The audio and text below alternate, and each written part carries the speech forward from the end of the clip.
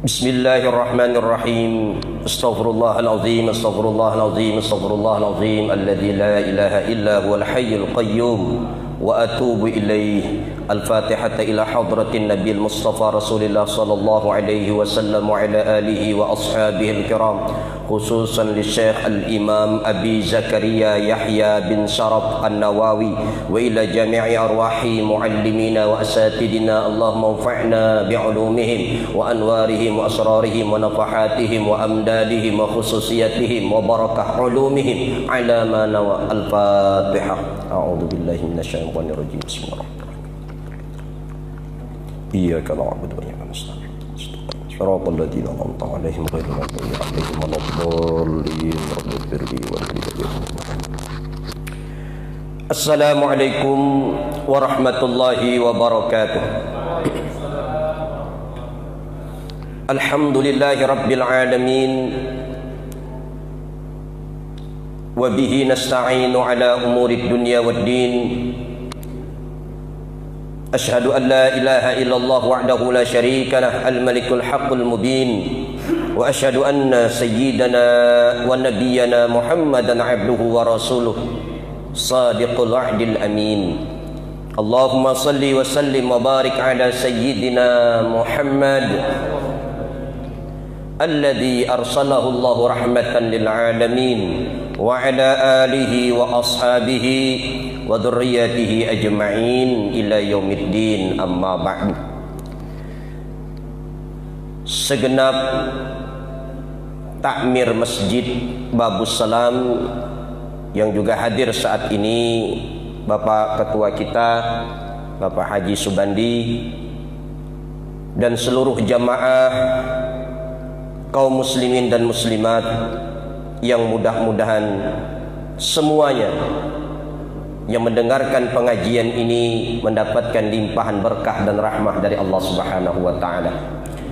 Seraya kita yang duduk di masjid ini, mari kita tajdid niat kita, perbaharui niat kita dengan berniat i'tikaf.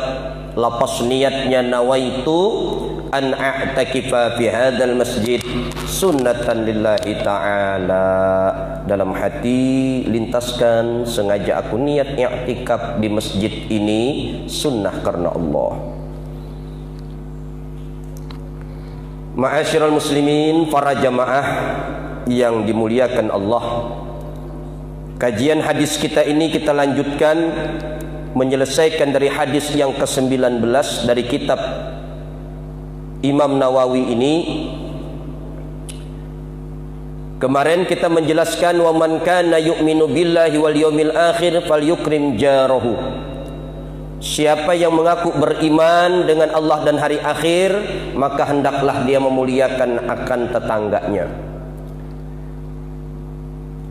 Di minggu yang lalu sudah begitu banyak kita jelaskan bagaimana cara kita hidup bertetangga. Malam hari ini kita selesaikan mengambil daripada kitab Tanbihul Ghafilin. Abu Lais As-Samarqandi mengatakan tamamu husnil jiwari fi arba'ati asya'a. Sempurna dalam berbuat baik atau berlaku baik dengan tetangga itu pada 4 perkara.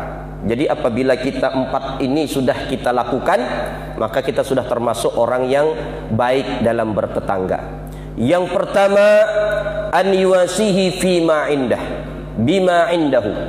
Artinya membantu tetangga itu apa yang terjadi pada tetangga kita. Artinya kalau dia kesusahan, dia keapian, dia dapat musibah, kita punya aturan untuk membantu meringankan daripada masalah tetangga kita itu. Yang kedua, alla yatma'a fihi, bahwa dia janganlah selalu menginginkan fima indahu, dengan apa yang ada di tetangga itu. Artinya jangan apa yang dipunyai tetangga itu selalu kita ingini juga. Ya kah? Tetangga punya mobil warna merah, lalu beli juga mobil warna merah, sama mereknya pula. Ya Pak. Tetangga beli kembang juga. Ya Pak. Tetangga mencat rumah juga. Ya Pak. Apa yang dimiliki tetangga itu selalu dia miliki, selalu ingin dia miliki juga. Tamak namanya. Ujung-ujungnya bini tetangga hendak diambilnya juga. Ini kacau ini nih. Ya, ujar orang rumput tetangga lebih hijau tuh. Ya kadang-kadang banyak yang hilap itu. Nah jadi adab kita itu, apalagi sampai nanya-nanya, pian nih beli di mana ini? Nah itu termasuk kurang adab. Karena tidak semua tetangga tuh yang senang yang dia miliki itu kita miliki juga. Ya kayak orang berjualan juga di pasar tuh lah. Kadang-kadang tetangga yang satu dengan yang satu berdekatan nih, umpama jenis barang yang dijual tuh sama, kadang-kadang ada yang tidak senang. Pian beli merek itu di mana? Oh, rahasia ini. Wah, itu kan ada yang kayak gitu. Nggak mau ngasih tahu di mana ngambilnya. Tukang wadai dengan tukang wadai, ya kah? Itu pian resepnya kayak apa? Oh, rahasia ini. Nah itu diantaranya adab kita bertetangga, jangan selalu menghendaki apa yang dimiliki tetangga. Yang ketiga wasalis, dia 4. Yang ketiga an yamna'a azahu anhu, bahwa dia mencegah supaya tidak mengganggu tetangganya. Macam-macam lah, baik itu lisan, baik itu gangguan perbuatan.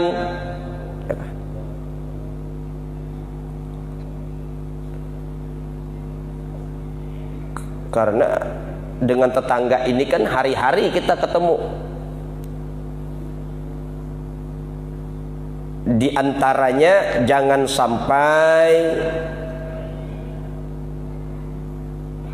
pohon-pohon di muka rumah tanaman kita itu daun-daunnya ke sebelah rumah orang. Itu jangan. Ya kah? Apalagi yang berbuah jenisnya, yang berbuah mangga kah, tak ke sebelah nih, kasihan orang sebelah tiap hari menyapui sampah daun apa mangga kita tadi, giliran sudah masak sebiji-biji kena diberinya. Nah ini kan terlalu namanya kan. Nah itu termasuk mengganggu juga. Ayam inguan, haraguan, ayam-ayam yang kita kurung itu jangan dilepas, karena ayam-ayam ini bisa mengganggu tetangga. Makanya undang-undangnya entah diterapkan apa belum, apabila ada ayam ke rumah tetangga buang kotoran di situ dituntut, ada ganti ruginya.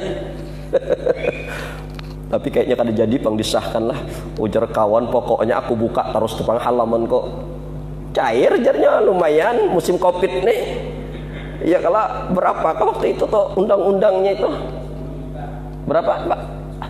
10. Nah. Makanya dulu ada di Samarinda ini, di Handil gurunya, Allahu yarham, Guru Sapwan almarhum. Handil berapa? Handil 6 kah itu? Handil 6. Beliau tuh termasuk orang yang warak. Warak tuh menjaga. Beliau tuh kalau mau ayam menyembelih sendiri. Mau kunyit, mau apa nanam. Bahkan ayam yang beliau kurung tuh nyata-nyata bahasa kitanya kebaikannya. Karena ayam beliau itu memang ketika beliau mengurus ayamnya itu dikurung, diberi makan nih. Karena kalau ayam belapasan ini kadang-kadang bisa memakan padi orang, bisa memakan tanaman orang, ayam nih. Lalu menjadi daging ayam itu dari hasil makanan-makanan yang kada baik tadi. Nah, jadi beliau tidak mau. Jadi kalau mau makan ayam tuh lebih baik menyembelih ayam sendiri. Dari kecil beliau rawat, diberi makan, tidak dilepas kemana-mana. Wah, itu luar biasa orang ini menjaga. Warok namanya, sangat menjaga diri. Sampai begitu. Tapi luar biasa juga orangnya. Masya Allah. Nah, ada tetangga tuh yang merasa terganggu dengan ayam ini. Melakukan kejoliman dah kita. Melakukan kejoliman. Ayam ini kan memang berkeliaran dia. Ada anak santri di pondok pesantren di Balikpapan. Kebetulan yang mengatakan ini meruai ipar saya. Istrinya itu kakaknya istri saya. Dia bilang kepada santri di kelas begini, nanti di pondok kita nih, kalau ada ayam dan sejenisnya masuk ke masjid dan ke makam, di situ kebetulan ada makam pendiri pondok, maka halal disembelih ayam itu. Lalu besok subuh santri datang, tok tok tok, assalamualaikum Ustaz. Waalaikumsalam. Tat, kami dapat ayam nih. Di mana? Masuk ke makam. Kayak apa nih? Entah ayam itu memang diburu-burunya ke dimasukkannya ke makam lalu halal. Allahu Akbar. Nah, jadi kita hati-hati memang hidup bertetangga. Kalau kita punya ayam dan sebagainya itu, kurung ayam kita supaya jangan menyakitkan hati tetangga tadi. Karena memang di dalam urusan bertetangga ini Rasulullah sallallahu alaihi wasallam pernah mengungkapkan ketika Rasulullah sallallahu alaihi wasallam ditanya, "Ya Rasulullah," kata sahabat tadi, "Wahai Rasulullah sallallahu alaihi wasallam, inna fulanah," bahwasanya si fulanah, mungkin perempuan nih, karena fulanah pangkalimatnya lah fulanah. Kalau si fulan kada bunyi ahnya itu laki-laki. Si fulan bin fulan. Nah, kalau fulanah nih seseorang tapi wedok bini-bini. Makun rai, jorong Bugis ya. Makun rai. Bawe kata orang Grogot. Awewe kata orang Bandung, nah.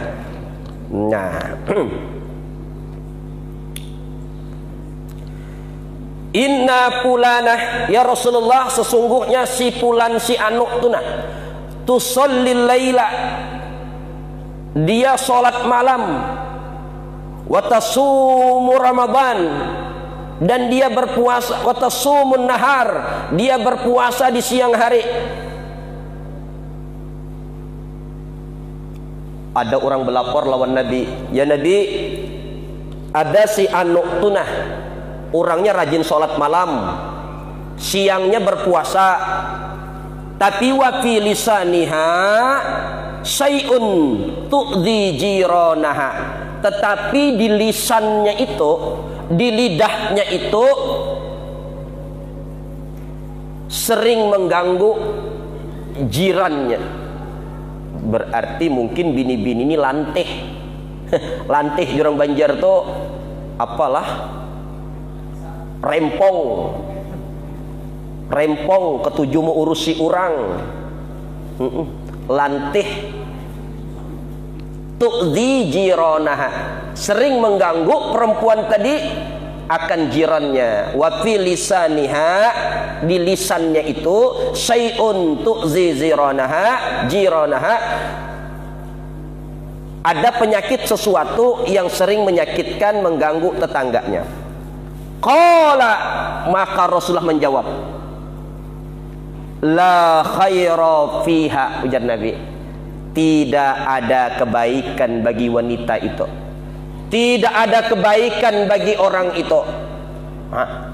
Orang tadi nanya kepada Nabi, melapor kepada Rasulullah, "Ya Rasul, itu nah bini-bini malam sholat malam semalam suntuk, tasumun nahar, berpuasa di siang harinya, tetapi dia tuh muntungnya kada beranai, lantih orangnya, sering mengganggu tetangganya, lisannya itu.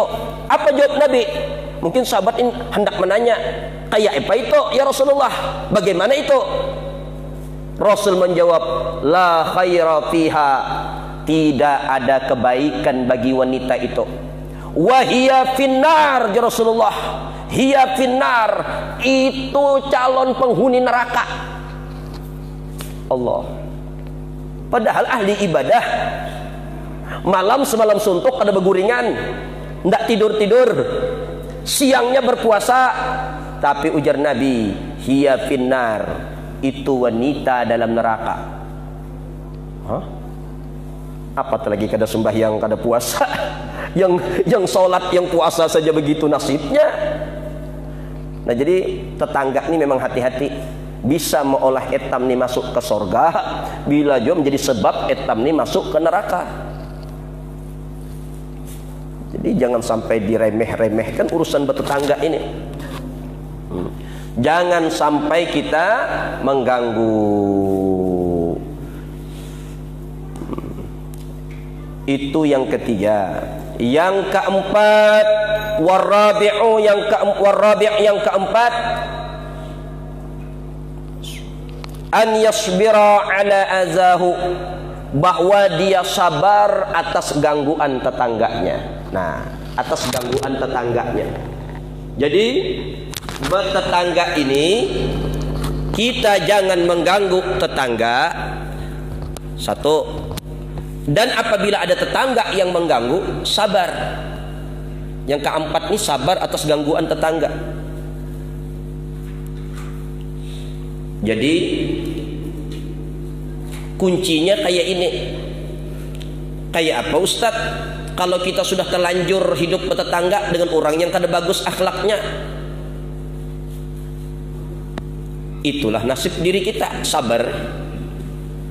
Nah, seharusnya prinsipnya itu, sebelum melihat rumah yang hendak dibangun, kita harus melihat dulu lingkungan di mana kita akan duduk. Sebelum melihat membeli rumah, lihat dulu lingkungan tetangga. Itu aturannya kayak itu. Karena faktor tetangga, lingkungan ini sangat berpengaruh. Sangat berpengaruh sekali. Sehingga Rasulullah itu mengkategorikan orang yang dapat lingkungan baik, dapat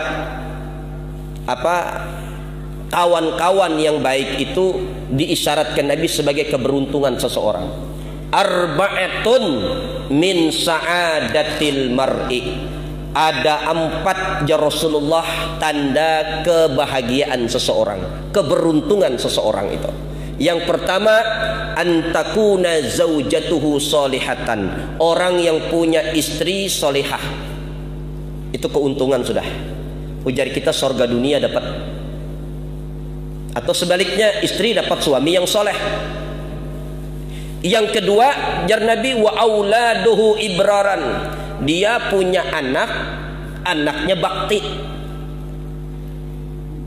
Biar istri solihah, tapi istri solihah, anak kada baik, tuh pusing juga kepala memikirkan. Ya, orang dahulu banyak anak banyak rezeki, itu prinsip orang dulu. Lalu banyak anak tuh jarang seikung dua, selusin orang zaman dahulu. Setengah lusin tuh sedikit masih, ada yang 12. Karena orang dulu punya prinsip banyak anak banyak rezeki. Kenapa? Karena anaknya bakti. Ya kah? Asal hari raya anak pertama 20 juta memberi, hanya seikung anak tuh lah. Ya kalau 10 anak memberi 200 juta. Lalu nang abah nih mudahan jar hari raya tarus. Hendak hari raya tarus nenek. Karena banyak anak banyak rezeki, anaknya bakti. Sekarang prinsip ini kalau salah-salah, bukan banyak anak banyak rezeki, tapi banyak anak justru rancak ke kantor polisi. Wah, macam-macam kasus anaknya yang 12 tuh. Anak pertama tukang tangkap anak gadis orang, anak kedua tukang ambil sandal orang, anak ketiga tukang ambil jambu orang. Wah, kasusnya macam-macam tuh. Hari-hari nang abah nih ke kantor polisi. Anak yang mana pulang? Anak nomor 2 Pak Haji. Nah, pusing juga kepala. Jadi apabila pertama punya istri yang salihah, yang kedua punya anak ibraran berbakti, 2 kunci kebahagiaan.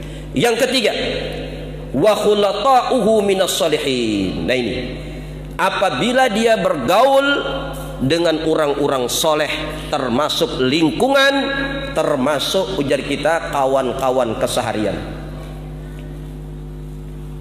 Bini salihah, ya kah? Anak soleh solehah, tapi lingkungan kada baik, itu mengkhawatirkan juga itu, ya kah? Padang penjahat semua kita hidup. Anak gadis kita mengaji ke masjid, kita ragu-ragu melepasnya.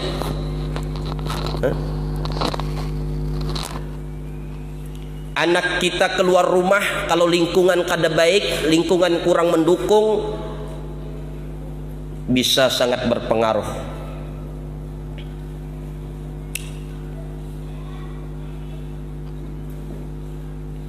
Kita hendak sembahyang, ada tetangga kita ini memang sifatnya boleh dikatakan kurang baik dengan tetangga.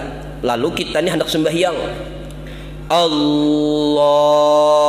baru hanya takbir ini belum selesai lagi, baru Allah, dum. Wah, bermusik kan inya. Belum lagi bar, sampai beguyang rumah nih. Wah, saking sound sistemnya itu. Dihadapkannya bassnya tuh ke rumah kita. Nah, jadi kita sembahyang kada khusyuk. Roboh jua rumah nek. Roboh jua rumah nek.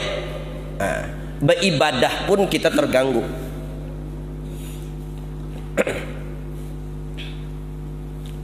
Rumah parak diskotik, rumah tuh parak diskotik, dikelilingi diskotik kan. Aduh, anak-anak kita, suami kita baru membuka jendela, set, sudah terlihat pemandangan batang pisang yang mengkilat-kilat batang pisang itu. Batang pisang itu,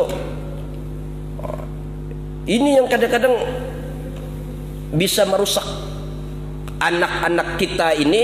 Maka syukurlah kita di komplek kita ini, di Rapak Indah 3 ini, anak-anak kita, lingkungan kita ini, kalau di masjid ini pengajian berapa kali Pak Ridwan? 3 kali seminggu. Ada TPA-nya, ada. Enak kita melepas anak-anak kita bergaul. Makanya pondok-pondok pesantren itu jarang ada di tengah kota, jarang sekali. Di Banjarmasin, kalau di pondok saya, pondok pesantren Al-Falah di Landasan Ulin, Banjarbaru, itu dari Banjarmasin kota 23 kilo. Karena kilometer 23 sebelum bandara Samsudinur dari Banjarmasin. Darul Ilmi, pondok pesantren juga, Darul Ilmi itu di kilometer 20 atau kilometer 21, 20 kilo dari kota. Jarang ada yang di tengah-tengah kota, dia di ujung-ujung. Karena kalau pesantren bihigaan dengan diskotik, lain acaranya itu. Malam Jumat jikir, ustadznya bujur aja pang, la ilaha illallah, la ilaha illallah. Santrinya jup ajub, goyangnya aja lain. Ya, jup ajub. Wah, kacau pula. Tapi memang kadang-kadang pondok pesantren itu sudah di ujung-ujung, tapi ada juga pesantren yang sebuting itu bisa di ujung-ujung juga taruhannya. Peternakan ayam ras tuh nah. Komplek-komplek tuh di ujung-ujung juga. Nah, biasanya pondok pesantren itu sering dekat dengan komplek nih, kasihan pulang. Ada juga kayak itu, karena di ujung-ujung juga letaknya. Tapi biasanya agak jauh. Tapi memang kenapa Rasulullah itu ketika masa kecil beliau justru ditaruh ke pegunungan. Rasulullah diserahkan kepada Halimatus Sa'diyah, dididik oleh Halimatus Sa'diyah itu. Orang mana Halimatus Sa'diyah? Bukan orang kota, wong desa, katro, orang ujung kulon, pegunungan. Halimatus Sa'diyah itu orang gunung. Apa hikmahnya? Pelajaran buat kita. Karena orang Arab di Mekah zaman Rasulullah masih anak-anak, itu kehidupan di kota Mekah itu begitu kacau. Perjudian merajalela. Orang mabuk-mabukan di Mekah itu parah. Namanya zaman jahiliyah. Mereka tuh kalau berjudi kada tanggung-tanggung. Bini disandaakannya. Kalah nih taruhan, bini jadi taruhannya. Zaman jahiliyah. Minum arak, mabuk-mabukan di zaman jahiliyah tuh, zaman now ini masih belum seberapa. Zaman jahiliyah tuh mabuknya bukan hanya minum dengan arak, tapi mandi dengan arak. Dimandikannya arak itu. Pergaulan, adab hancur sehancur-hancurnya zaman jahiliyah. Lalu Rasulullah ini diantar ke gunung. Beberapa tahun masa kecil Rasulullah dengan Halimatus Sa'diyah dididik di pedesaan-pedesaan di gunung. Udaranya segar, tata keramanya masih santun, bahasanya masih murni, pergaulan masih terjaga.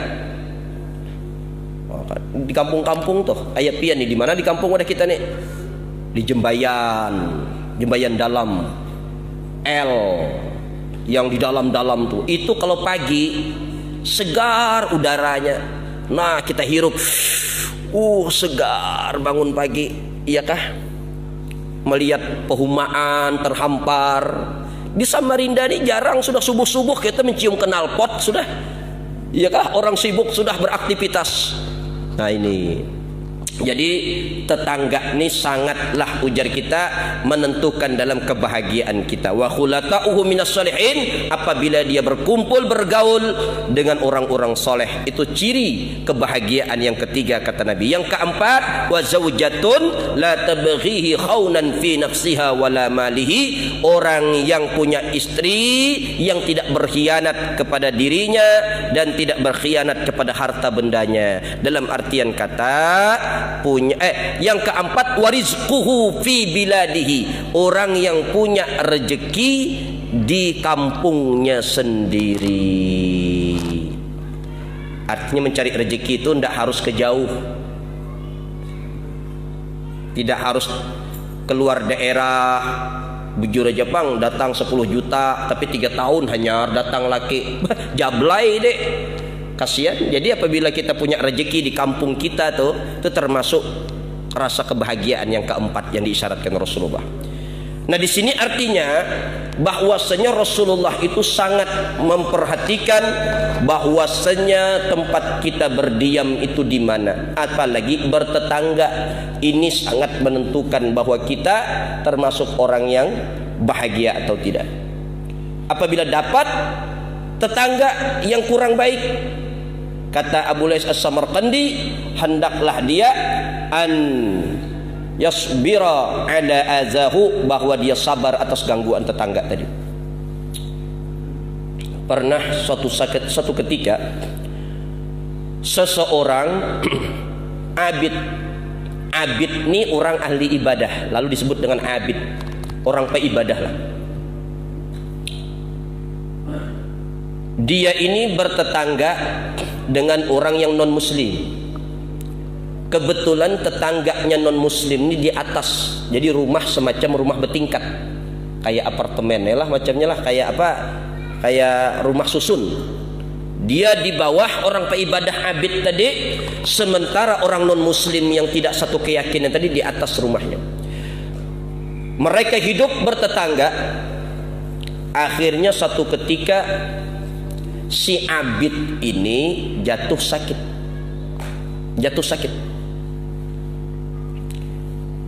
mendengar tetangganya nih yang di bawah rumahnya ini jatuh sakit, yang non muslim tadi datang sowan, ujar kita berkunjung karena tetangganya sakit.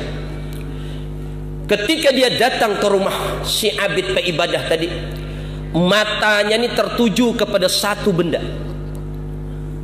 Benda apa yang dilihatnya ini yang menarik perhatian orang non muslim tadi? Benda itu berupa semacam baskom. Baskom, ujar kami orang Kalteng Kota Waringin itu gadur. Gadur itu semacam apa? Penampungan air, baskom. Dia bingung kenapa baskom itu posisinya di situ. Ditanya, maaf, lancang pang bahasa kitanya nanya nih, kenapa itu baskom ada di tengah rumah nih? Oh, itu kami menjaga air, menahan air, menampung air. Dari mana datangnya air itu? Si abid tadi tidak mau lagi meneruskan ceritanya, dia alihkan pembicaraan ke lain. Tapi perempuan ini tetap, orang non muslim ini tadi tetap memaksa, tolong beritahu saya, itu air dari mana? Apakah dari rumah saya? Karena dipaksa macam begitu, ujar si abid tadi, enggih, itu air yang kami tampung menetes itu dari kamar mandi pian. Loh, ujarnya, sudah berapa lama itu? Sudah 18 tahun. Sudah 18 tahun, ujarnya, itu yang kami gawi. Loh, kenapa pian kada melapor?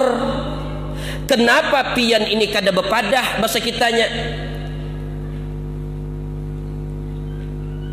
Lalu si abid tadi menjelaskan, itulah aturan agama kami.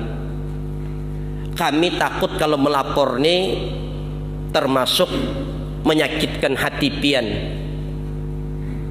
Akhirnya melihat akhlak si abid ini, orang non muslim tadi kagum dan akhirnya memeluk Islam. Nah, ini artinya dakwah bil hal ini, dakwah dengan diri, dengan tingkah laku.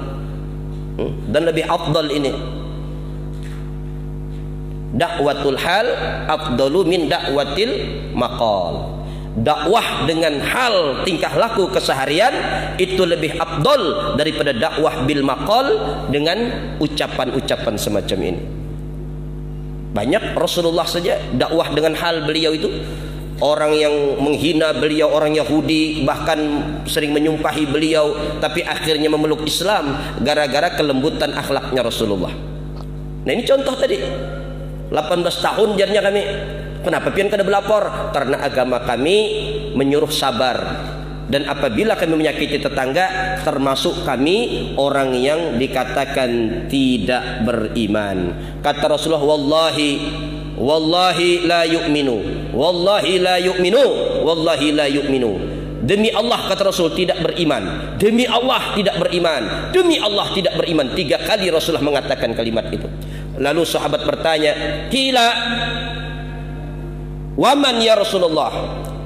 Ditanya sahabat, siapa yang tak beriman itu ya Rasulullah? Qala alladzi la ya'manu jaruhu bawa'iqahu. Orang yang tetangga itu tidak aman tetangganya dari tingkah laku perangai keburukannya.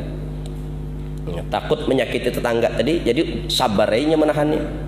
Nah, itu termasuk 4 yang dikatakan oleh Abu Lais As-Samarqandi tadi. Dan sebaliknya, apabila tetangga itu baik dengan kita, jangan diremeh-remehkan. Sehingga Rasulullah berpesan,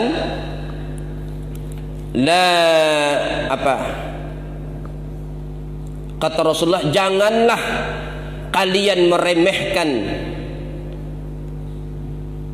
hadiah dari tetangga itu, walaupun semacam kikil daripada kambing, sepotong kikil daripada kaki kambing. Jangan ketika diberi tetangga, oh ini aja kah?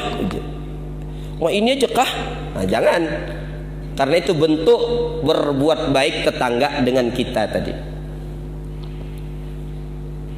Kalau kami di daerah Kota Waringin itu ada tradisi, apabila mengantar kayak Ramadan tuh lah, kayak Ramadan mengantar makanan, nanti cara menghargai pemberian orang itu, pulangnya rantang tempat makanan mangkok itu tidak kosong, diisi juga. Kapan perlu lebih enak daripada yang diberi oleh tetangga tadi. Itu tradisi di tempat kami, saling berbagi bulan puasa toh. Ya Allah, kalau ini memberi pisang, goreng pisang, kena itu bisa jadi kolak pisang. Nah, itu nyaman sedikit lah. Ya Allah, kalau orang memberi perak, kalau bisa kita beri emas. Setidak-tidaknya sama pada perak. Jarang, pasti ada balikannya itu. Nah, saya coba-coba juga di Samarinda nih macam begitu. Ternyata luar biasa. Saya kasih itu pakai Tupperware itu kan mahal. Ternyata ndak pulang-pulang Tupperware-nya. Ndak pulang-pulang, Bapak. Wah, saya tunggu sehari 2 hari nggak ada pulang-pulang Tupperware warna kuning. Saya masih ingat Tupperware warna kuning kalau tidak salah. Ternyata 4 hari baru datang, tok. Assalamualaikum, waalaikumsalam. Ternyata anaknya beliau yang saya beri.